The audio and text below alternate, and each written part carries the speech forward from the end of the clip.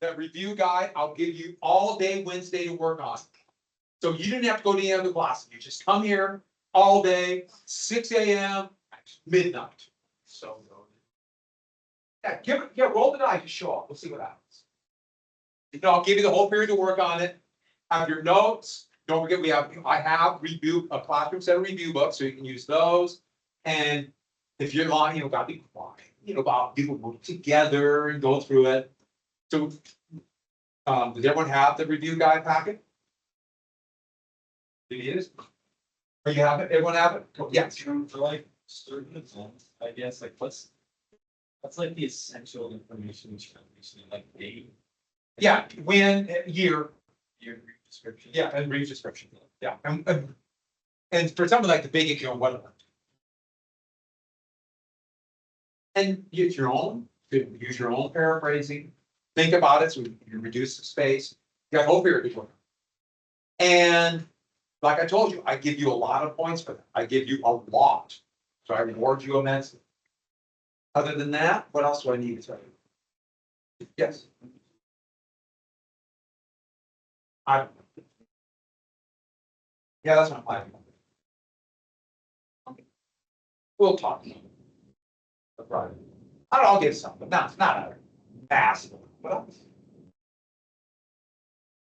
And if you're, like I told you, if you're gonna be in the band or something, I need action shots, right? I don't want to just use standing. Or if you're working on a float, I want that swinging aim. I want action. Now, I want it framed properly. I want it dramatic. Okay, come on. All right, let's go take your notes out. We're gonna finish it. So we got the concentration camps. All right, we got the Reichstag fire.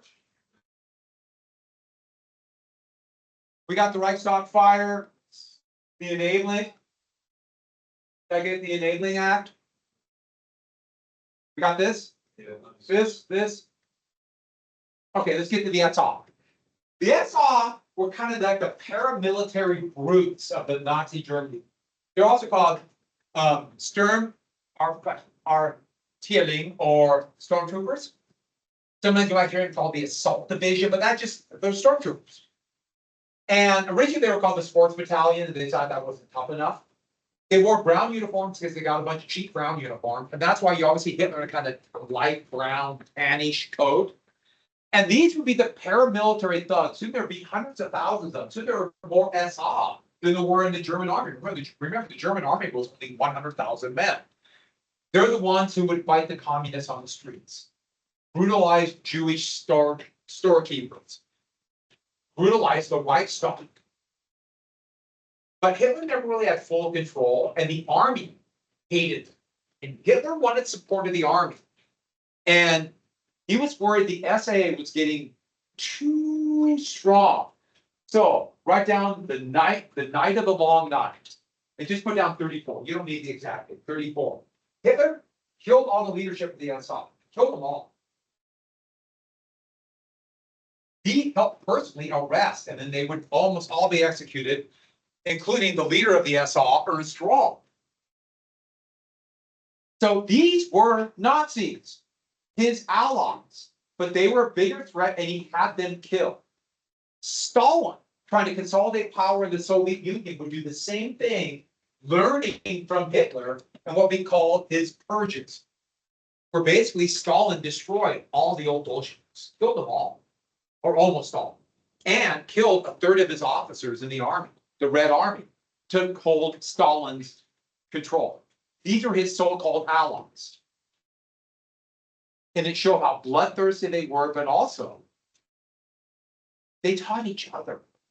Stalin learned from Hitler and went further. Now, because he didn't have power of the SA, back in the 20s, Hitler would also make his own personal bodyguard. Who would the personal bodyguard be? That's the SS. The Stach. The Schutzstaffel. Sorry, Schutzstaffel. And basically what it means is like special detachment. But this would eventually become one of the largest military, and it was an entire economic unit within the Soviet Union. The Soviet Union, sorry. Wow. In Nazi Germany. Here they are goose stepping, Here's Hitler with the leader of it, Himmler, I'll get to in 1 second, reviewing them. At first, they were all gonna be a certain height, all have, have that Aryan ideal, but pretty soon they start recruiting anybody. And these would have, well, the SS would be the concentration camp guards. The Waffen SS were soldiers, at first just a tiny part of the German military, but by 43, 44, they're gonna get the best equipment and some of the best recruits.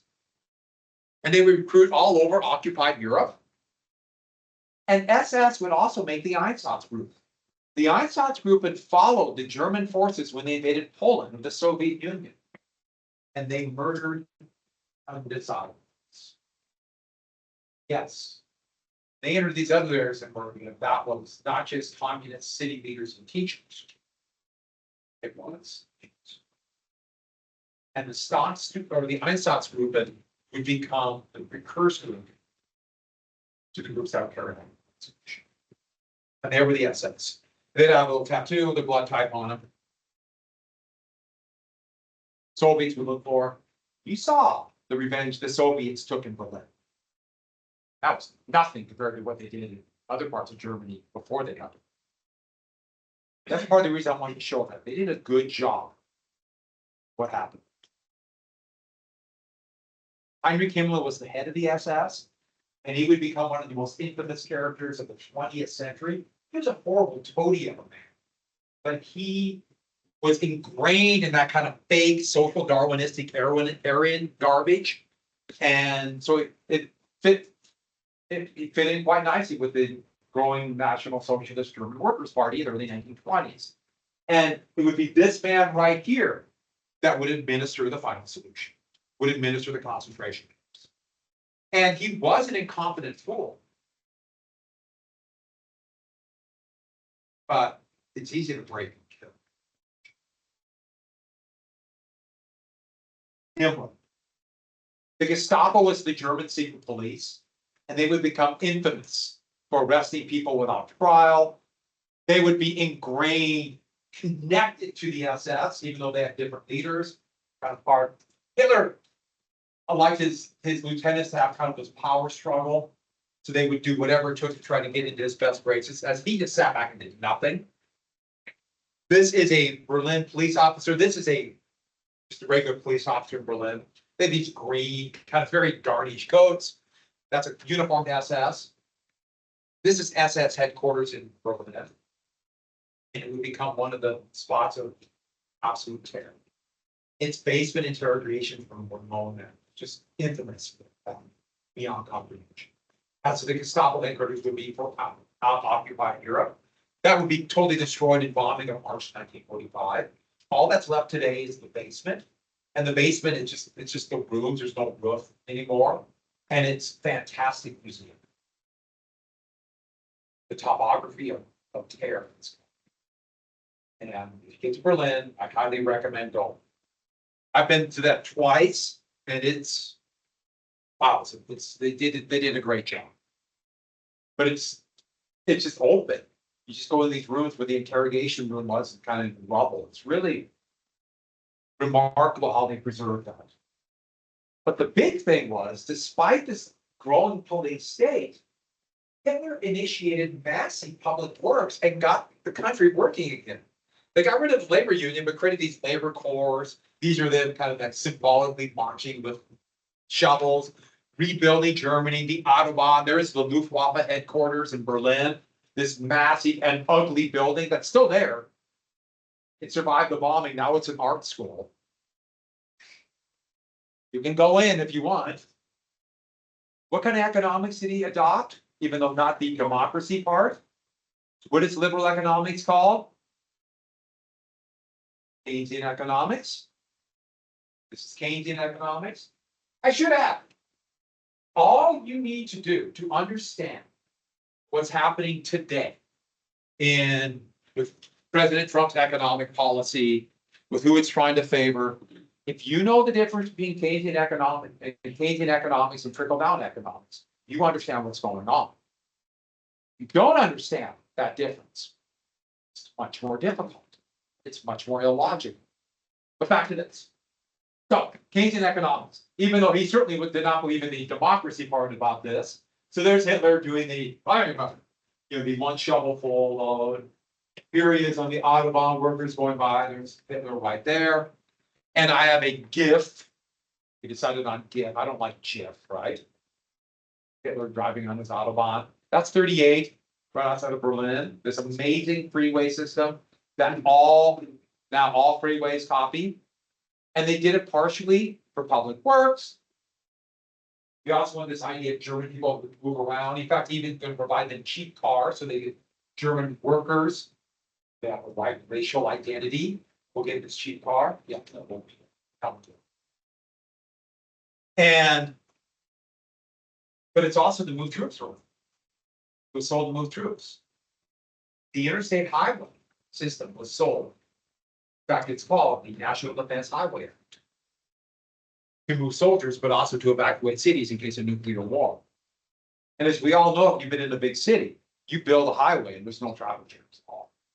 But moving on, my point is it wouldn't really work for what they said. But anyways, this is 38. Let's go a few years down the road and look at the Autobahn. I wanted to show you this little bit of a comparison. There's Autobahn. Who are these guys? Those are German POWs marching westward. That's April 1945. That's an American German tank and Americans moving east. The end of Nazi Germany. But that's good justification. So there's the Volkswagen. And the idea was for a cheap and inexpensive car that German workers could buy. And what they would do is they would pay each month, they'd get a stamp.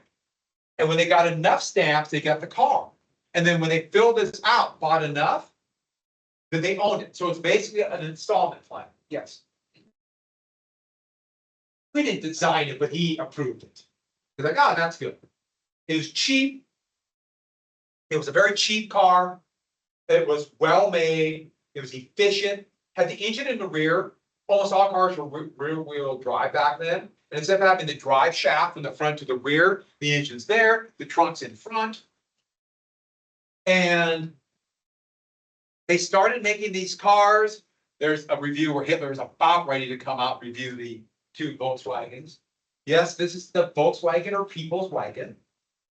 The thing was, they never really made them in large scale because the war got in the way. But they made the machine tools for them, the machines to make them. And they buried them outside of Dusseldorf. They survived the war. They weren't blown up with the rest of the factory. And when they start to reindustrialize now a brand new place called West Germany, they had to get the economy going again. So they pulled these factory tools out all ready to go, and they started producing this. And that became the Volkswagen Beetle. And they got designed from Nazi Germany. And it would become really a niche car. They were all over the road. There was a thing that kind of, I'm not going to get the big monstrous American-built cars. I get this little fuel-efficient German car. Back at a time where most cars were getting about, 5 miles to the gallon. Back then. And so this one would get about 20. Now, the problem with this car is, anybody know the one big problem? There's no engine in front. It's a trunk. Yeah, it's like an accordion. If you hit like this, that car just goes. Yeah, they're really dangerous. So, yeah, all the old Volkswagens are kind of death machines. You ever see like those old Volkswagen microbuses? Oh my God, so dangerous. I used to ride around with one of those a lot. Okay, moving on. Here's the high height of unemployment in Germany during the Depression. Unemployment was basically gone by 34. The German economy went up. Hitler's popularity will be directly connected to the feeling that prosperity had arrived. Wages really weren't going up all that much, but people felt like they were doing better. And look at the membership of the Nazi Party. Skyrocketed. The height would be in 1945. You cannot go anywhere unless you're a member of the party. And one thing you have to add about this, like all authoritarian regimes, loyalty is more important than competence. And the only way to move ahead was to be a loyal member of the party. And if you were not a loyal member of the party, you got nothing. That went to companies too. There was a German aircraft manufacturer named Heineken, who made very good planes, but they weren't Nazi. So they didn't really get a lot of orders, even though they made great planes. Good bomber, great fighter, the best night fighter, which is really important, made in the war. They weren't Nazi enough. And so your political loyalty was more important than competence in every authoritarian regime. You always can tell an authoritarian when they just value loyalty. So Hitler's face is going to be everywhere. The propaganda machine will really push this idea of a German miracle. And they'll say the German miracle, the Nazi miracle. Yeah, he did. Nazism, it's like, spread outside of it. It's just not until later. I mean, not just like sympathetic, actual conflicts. Well, And it was, if you ask about, like fascism in general, right away. Yeah. Depression all over that. 1930s, 1920, especially the Great Depression, fascism. So not Italian style fascism, but also Nazism. And so in America, there'll be a Madison Square Garden, there'll be 10,000 there for the American food. There'll be American Nazi Party, that's 38. And then Nazism would die out, but reemerge in kind of the really bad economic times of the 70s. So here, get the youths. That's Hitler Youth. All girls join us. And it's kind of generic Aryan, except for Hitler, right? 10-year-olds can join the Hitler Youth. And let's jump right to this. And who do they blame behind the scenes? Jews. Jews behind the scenes were responsible for all the ills in society. Der Stürmer was the Nazi paper. The head of it would be executed as a war crime after the war. But blaming them behind the scenes for all the problems Germany had from Versailles and communism. I should add the first book burning would be right here, 1934. Big books by there's degenerate art too, abstract and modern art. German art was very bland and realist. So was authoritarian, so was the Soviet Union. And that spot of that first book burning is now a memorial. And the books by Jewish authors are seen as decadent liberals, of course, even communists, Marxists. One of the big ones of anything dealing with homosexuality or trans people were burned right away. And let's jump right to this. 1934, yeah. really like.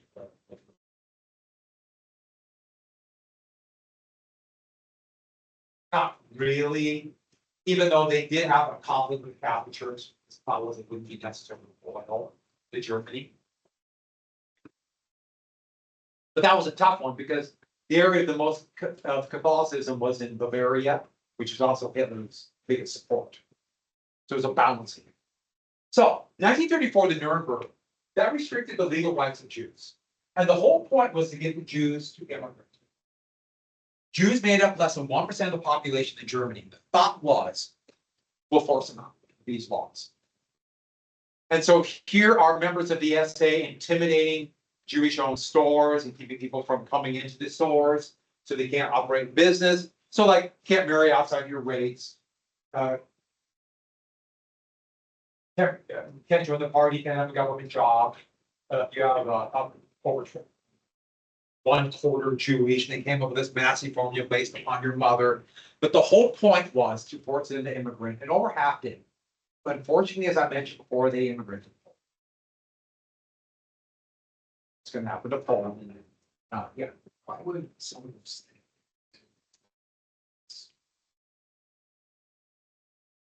I don't know, like the feelings or Well, this was an incredibly anti-Semitic.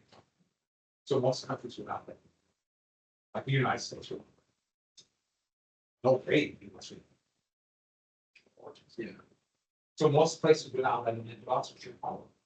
And so the thought was, we just can endure this. And a lot of times it does, but.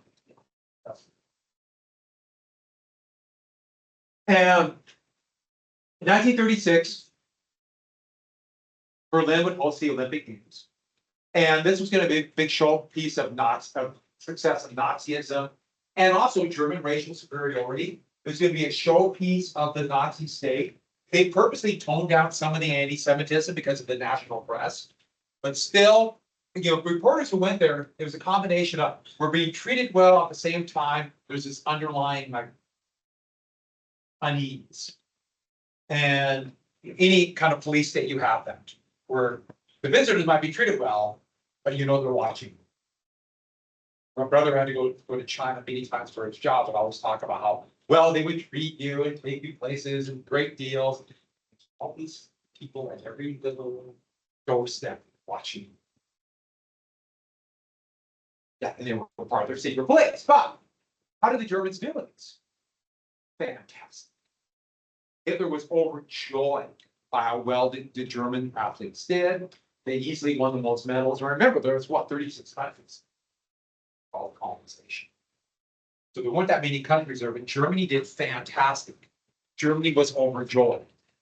Now, Americans, especially after the war, are going to talk a lot about one American athlete who did very well. Jesse Owens. And there's Jesse Owens. He won 100, 200, 2 relay. I like this picture after he won the 100. And I just thought, I'm sorry, that's a 200. And I really like that one because the Japanese athlete got third. There's the German athlete second. I just found that very fascinating. Hand over heart wasn't ingrained. That was also pretty common. They wore laurel wreaths. And the story is, and I've heard this many times, Hitler was so upset that Jesse Owens won, he stormed out. No. Hitler was mad whenever Germany lost. And originally he was going to be in the kind of the national viewing center. And he walked out when the German did not win the gold medal. Instead. And he was told, by the IOC, you can't do that because it's international rules. Either you stay for all or leave. He left for all. No matter who won the medal, he left. So he left. He was not there when Jesse Owens won the medal because he left for the medal because he left for all of them.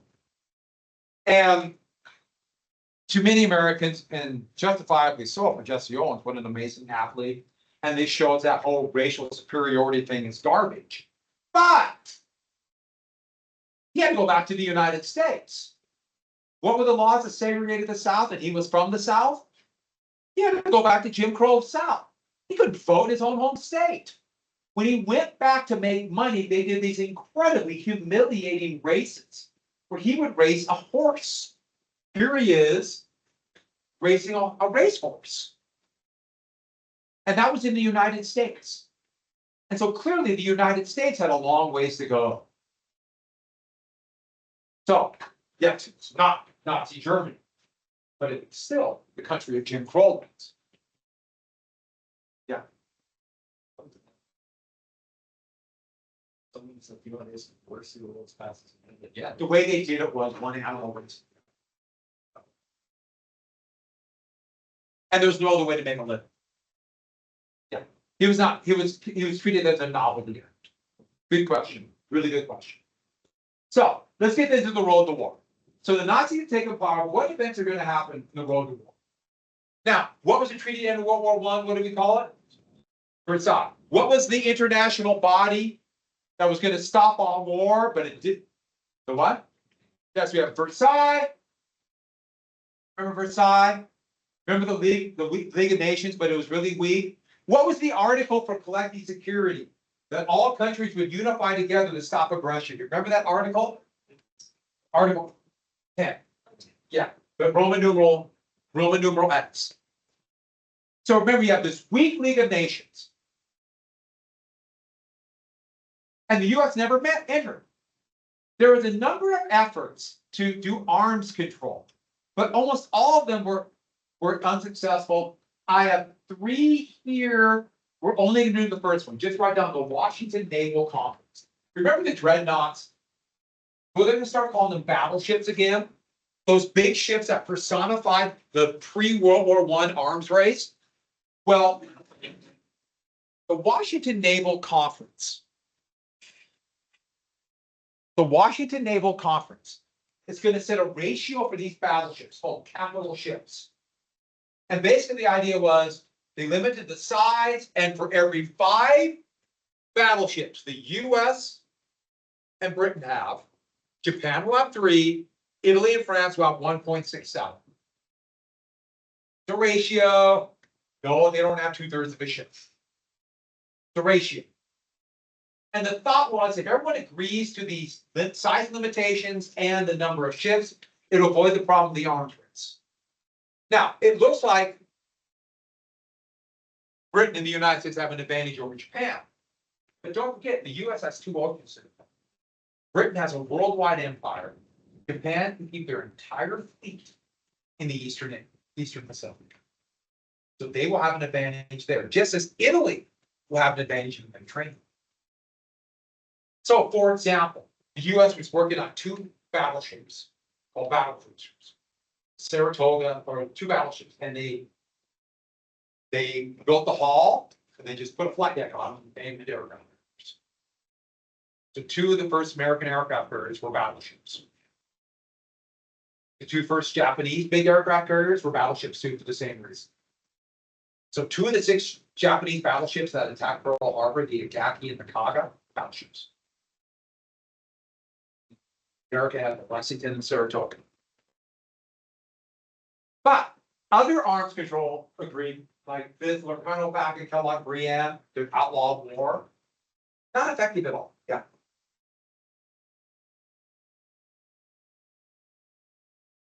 But not have.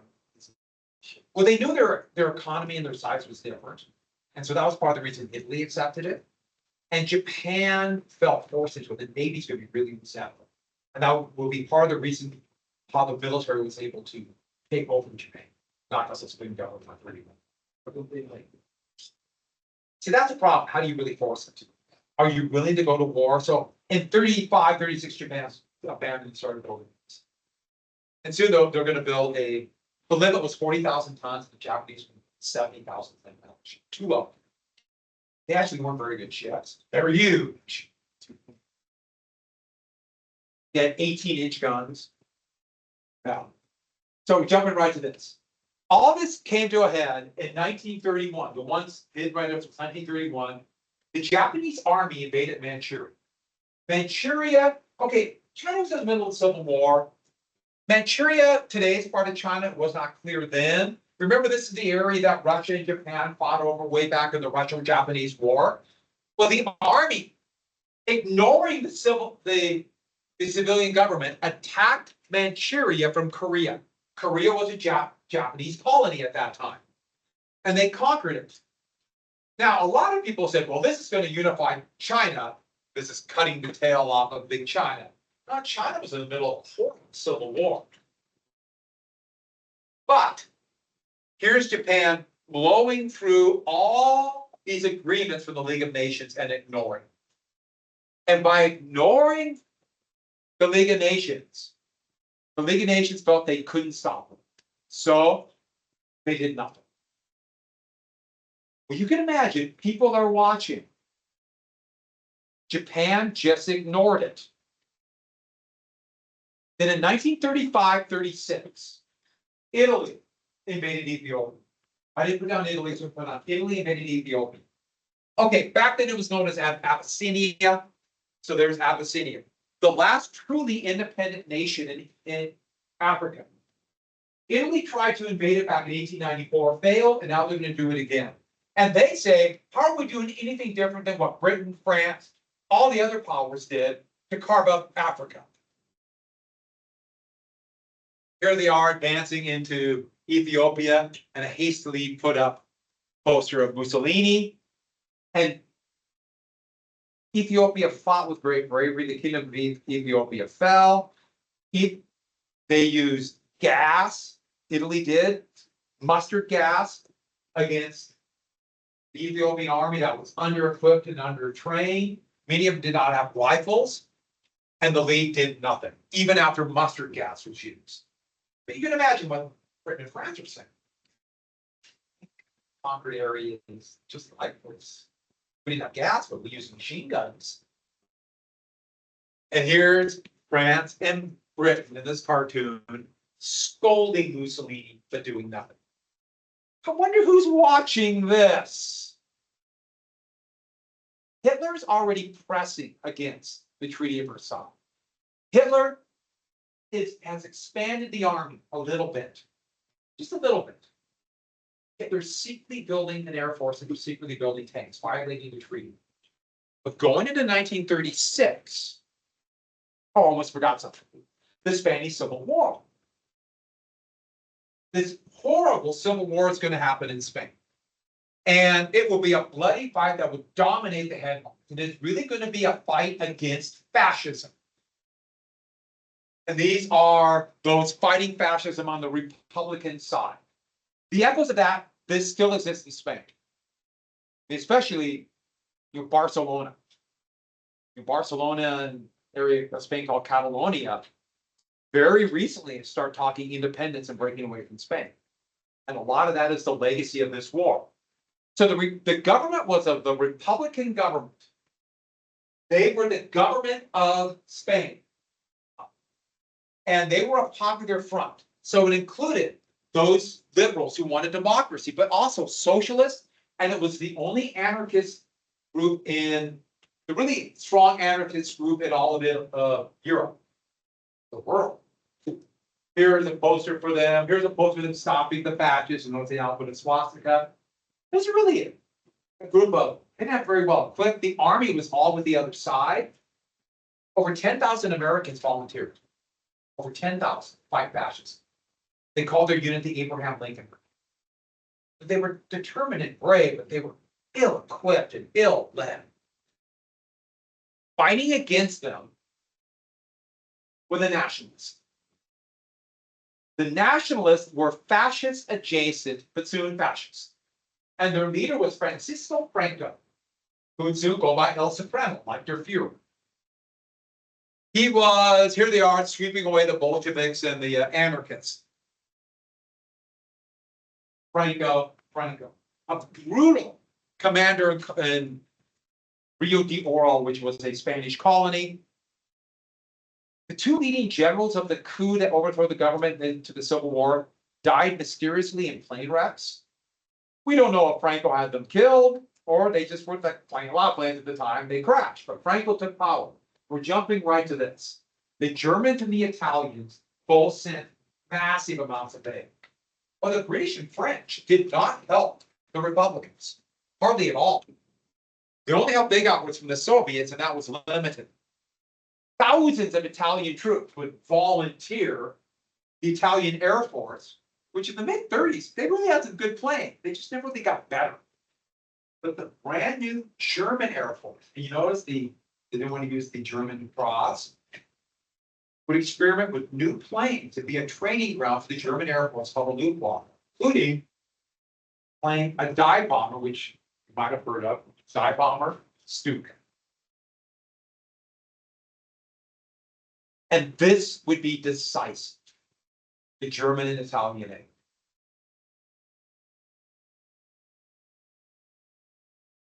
The Republicans would hold on to Madrid for 2 years, but eventually almost pushed out. But one very important thing to know about this, at a place called Guernica, the Germans would attack a Republican-held city in northern Spain and use terror bombing with their new Air Force. And those are the destruction of Guernica, those are the Stukas. The bombing wasn't as heavy as what's going to come, but it's total war, targeting civilians. And that is one of the most famous pictures of the war.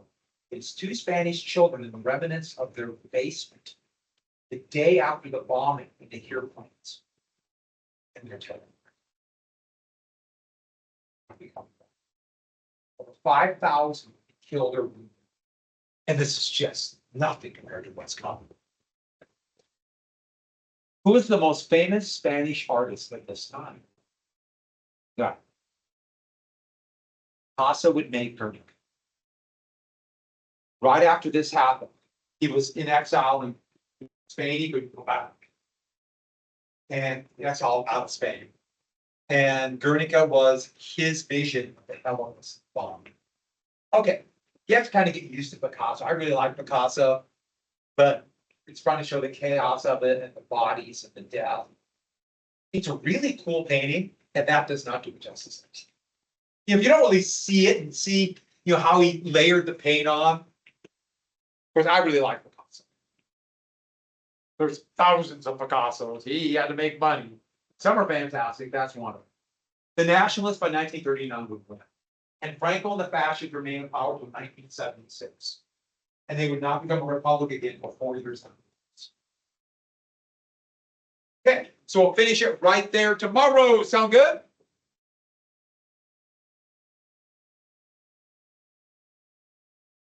Hey, what are you bringing on Wednesday? Review packet. Don't forget the review guide. I'll give you 4 minutes to work on it. Give you the whole period.